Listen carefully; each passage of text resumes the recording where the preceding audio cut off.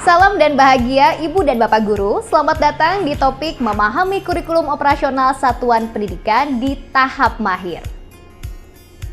Pada topik mengenal kurikulum operasional satuan pendidikan, Ibu Bapak sudah melakukan refleksi mandiri untuk menentukan kesiapan satuan pendidikan masing-masing. Nah, topik ini merupakan lanjutan bagi satuan pendidikan yang hasil refleksi mandirinya berada di kesiapan tahap mahir. Jadi saya cuma bisa belajar tahap mahir aja? Tentu tidak. Topik implementasi kurikulum operasional satuan pendidikan tersedia sesuai tahapan kesiapan satuan pendidikan. Jadi, jika saat proses perancangan Ibu Bapak mengalami hambatan atau kesulitan, bisa juga mempelajari tahap lain. Jadi, adanya 4 tahapan belajar dalam memahami kurikulum operasional ini justru memberikan pilihan buat kita dalam mengimplementasikan kurikulum merdeka sesuai dengan kesiapan satuan pendidikan masing-masing. Yang penting adalah bagaimana kita bisa menerapkannya di satuan pendidikan kita, bukan hanya sebatas adanya dokumen kurikulum operasional satuan pendidikan saja. Oh begitu.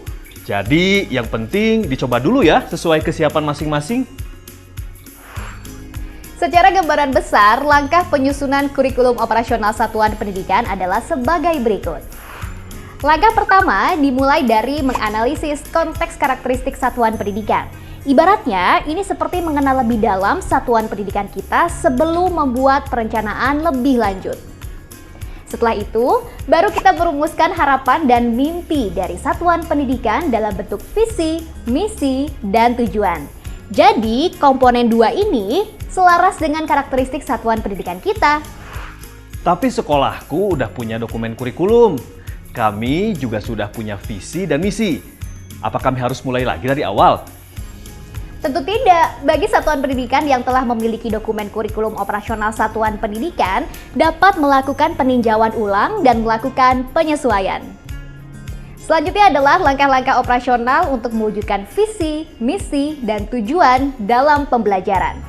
Dimulai dari menentukan pengorganisasian pembelajaran sampai menyusun rencana pembelajaran. Terakhir, satuan pendidikan bisa merancang program pendampingan, evaluasi, dan pengembangan profesional pendidik.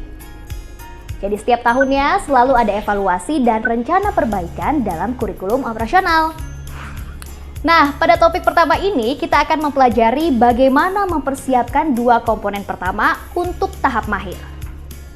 Sedangkan untuk komponen 3 dan 4 bisa Bapak dan Ibu pelajari di topik implementasi kurikulum operasional satuan pendidikan untuk tahap mahir bagian kedua.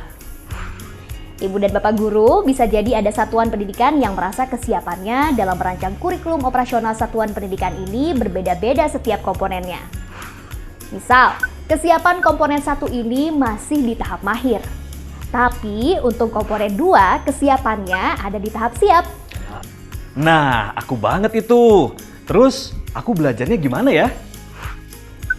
Tidak usah bingung, penerapan komponen-komponen kurikulum operasional satuan pendidikan ini memang bisa dilakukan dengan cara yang berbeda-beda. Karena semuanya bergantung dari kesiapan satuan pendidikan.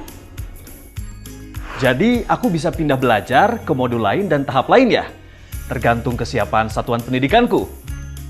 Betul, jadi tidak usah bingung ya. Sip. Tunggu dulu. Jadi banyak banget dong yang harus aku pelajari. Ada 4 komponen, terus ada tahap siap dan mahir. Aduh, pusing aku. Ibu Bapak, merancang dan menjalankan kurikulum operasional adalah kerja tim, bukan kerja individu. Jadi, Ibu dan Bapak juga dapat membentuk tim belajar di satuan pendidikan. Misal, topik pertama ini dipelajari oleh Kepala Satuan Pendidikan, Wakasek Kesiswaan, dan tim yayasan. Kemudian di topik yang bagian kedua dipelajari oleh Kepala Satuan Pendidikan, Wakasek Akademik, Koordinator Guru, dan Perwakilan Guru-Guru. Loh, kok saya jadi belajar semua? Gak bisa saya hanya bagi-bagi saja. Karena ini bagian dari peran Bapak sebagai Kepala Satuan Pendidikan, yaitu mengayomi dan mentoring para guru. Jadi, walaupun mungkin Bapak misalnya tidak mengerjakan pengorganisasian, tapi minimal bisa memberikan bimbingan atau jadi teman diskusi saat gurunya bingung. Kita kan tidak belajar sendiri, kita punya kelompok belajar. Adakan pertemuan rutin untuk saling berbagi dan diskusi. Lalu, buatlah perencanaan yang diperlukan dalam menyusun dan mengimplementasikan kurikulum operasional. Oh, bener juga. Kalau guru-guru bingung, pastikan nanyanya ke saya juga ya. Tapi saya jadi lebih tenang karena punya kelompok diskusi. Makasih loh Bu, tipsnya. Saya sekarang mau bentuk tim belajar dulu di sekolah. Nah, Ibu dan Bapak Guru, yuk bentuk tim belajar juga. Kemudian, mari bersama-sama memahami cara menyusun kurikulum operasional satuan pendidikan. Selamat belajar!